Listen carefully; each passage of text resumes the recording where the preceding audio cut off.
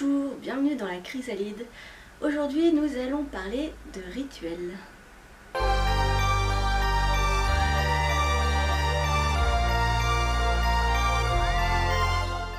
Premièrement, on va essayer de définir ce que c'est qu'un rituel.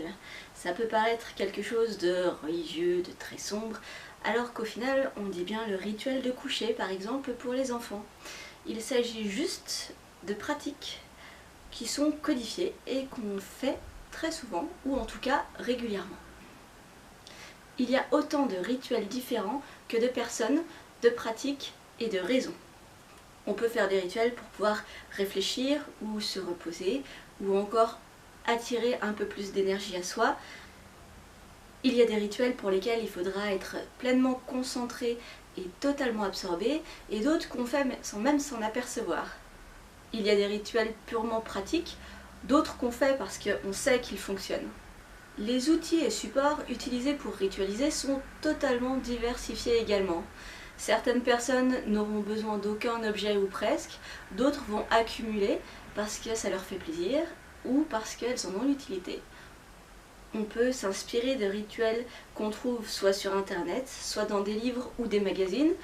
On peut s'en inspirer ou alors on peut créer les siens propres.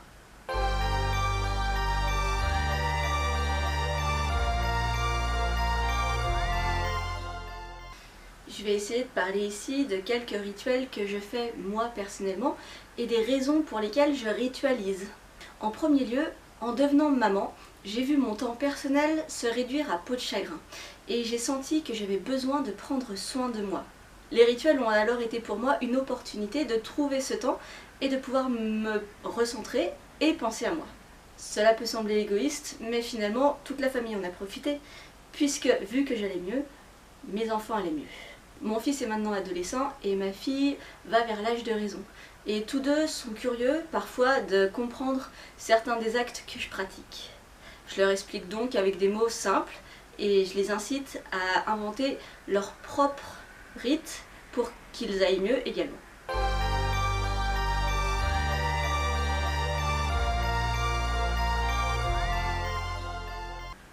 J'ai des outils que j'utilise quotidiennement et d'autres qui vont être vraiment sporadiques. Celui que j'utilise le plus, c'est mon rebord de cheminée. Sur mon rebord de cheminée, j'installe mon hôtel et je le modifie chaque mois, soit seul, soit en famille. J'aime bien le modifier seul parce qu'il me correspond vraiment et à mes sentiments d'un moment. Il me permet aussi dans ces moments-là de pouvoir faire une méditation ou vraiment d'être absorbée dans ce que je fais et pour moi c'est très reposant. J'aime beaucoup aussi le faire en famille parce que chacun apporte des symboles qui lui sont personnels, qu'il est beaucoup plus complet, beaucoup plus beau aussi je trouve, et que ça me permet de découvrir les univers et les pensées, la vie intérieure de mes proches. Sur mon hôtel, la plupart du temps, il y a les 4 éléments symbolisés, ainsi que le pôle mâle et femelle, et ensuite viennent des objets ou des couleurs que je modifie en fonction des saisons et de mon humeur. Mensuellement au minimum, je l'entretiens donc en modifiant totalement son apparence et journalièrement, généralement j'allume une bougie, un encens, je me pose devant et je souffle pendant le temps que je peux. Je fais ça généralement en début de matinée, quand tout le monde dort encore. Ça me permet de pouvoir réfléchir à la journée à venir, de pouvoir revenir sur des éléments de la journée passée et de savoir comment je me positionne par rapport à ça. Ça me permet aussi de pouvoir recentrer mon énergie et de vraiment penser à moi et d'avoir l'impression que je suis importante tout au cours de la journée. Ça me permet de ne pas m'oublier pendant le reste de la journée. Cette cheminée est également placée dans le centre de l'appartement, ce qui me permet aussi de pouvoir le voir directement la plupart du temps dans la journée et de me souvenir comme un pense-bête qu'il faut que je prenne soin de moi pour pouvoir prendre soin de ma famille. C'est aussi un endroit où j'accumule des petits objets que je trouve en extérieur, souvent des végétaux ou des minéraux.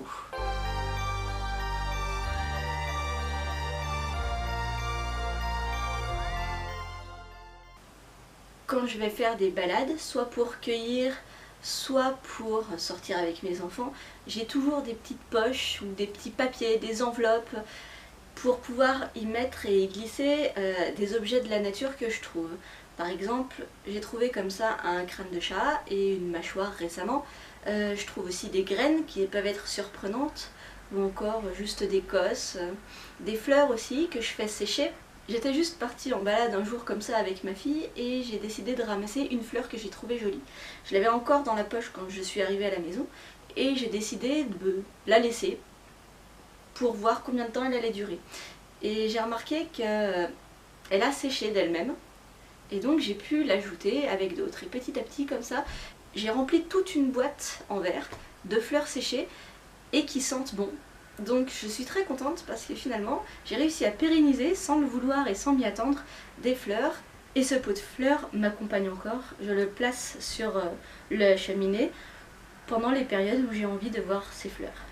Ramasser des petits objets en extérieur, ça prend pas longtemps, ça prend pas de la place, mais ça implique d'avoir une concentration sur l'instant présent et sur ce qu'on voit, ce qui nous entoure. C'est pour ça que j'aime bien le faire finalement, parce que tous ces petits objets que je trouve, c'est la preuve que je suis présente au moment.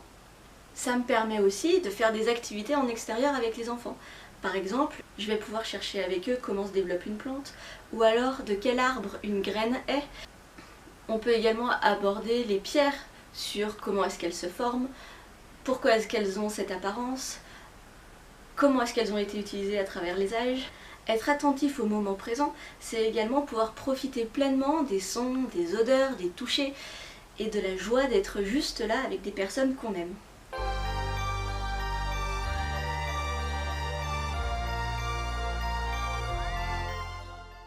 Je suis également très intéressée par la musique. Du coup, j'écoute énormément de musique pendant la journée. Je pourrais vous en faire une liste si vous voulez. Récemment, j'ai cherché des musiques qui étaient un petit peu plus païennes ou autour de la question des saisons, de la nature et de la cyclicité des choses. J'en ai peu trouvé en français, j'en ai trouvé en anglais. J'écoute du métal. Du coup, c'est vrai qu'il y a beaucoup de choix dans le métal pour pouvoir avoir des textes qui me parlent. Les musiques sont extrêmement variées, ce qui permet vraiment de pouvoir avoir des musiques calmes, aussi bien que des musiques pour exprimer ses sentiments, ressortir sa colère, aller mieux quoi.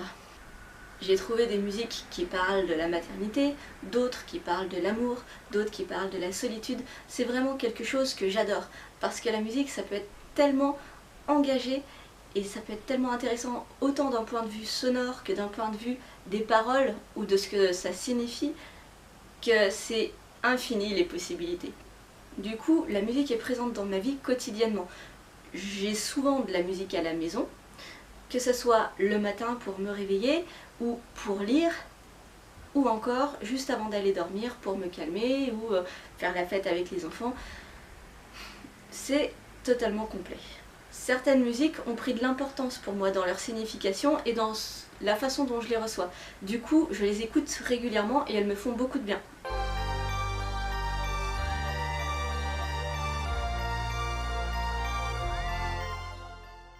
Si tu me suis sur Instagram, tu as vu il y a quelques jours que j'avais également partagé des statuettes d'ancêtres. C'est un des rites que je fais pour moi.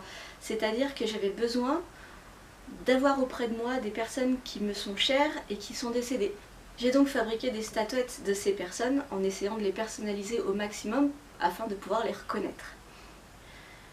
Je suis quelqu'un de très manuel, je fabrique beaucoup. Du coup, je fais également des dessins. Et même le tricot ou la couture peuvent être pratiqués d'une façon rituelle ou en tout cas méditative. En tout cas, c'est ce que je fais.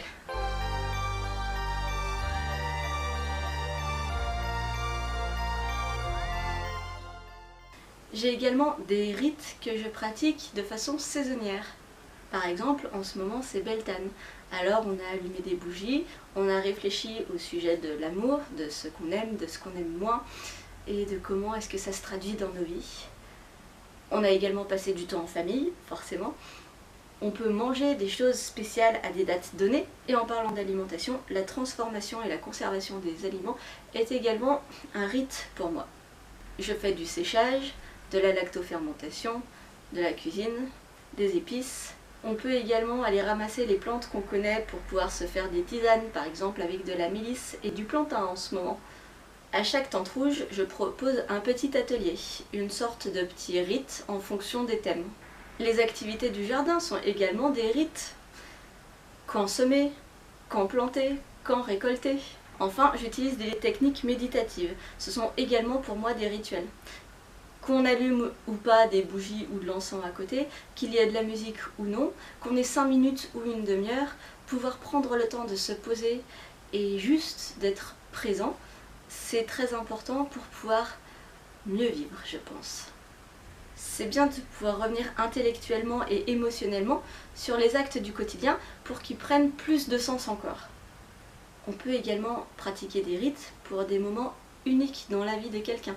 Par exemple, un accouchement, une naissance, ou encore la mort de quelqu'un, ou encore son mariage, ou encore un passage de l'âge d'enfant à adulte. Il y a plein d'occasions dans la vie pour ritualiser, ce qui permet de trouver des significations et de l'aide au niveau intellectuel et émotionnel pour avancer dans la vie. J'espère que cette vidéo te permettra de dédramatiser, s'il y avait lieu, le mot rituel. J'espère que ça t'ouvre des possibilités et des perspectives, que ce soit pour ritualiser ou juste pour comprendre ceux qui le font. Et puis à bientôt dans la chrysalide.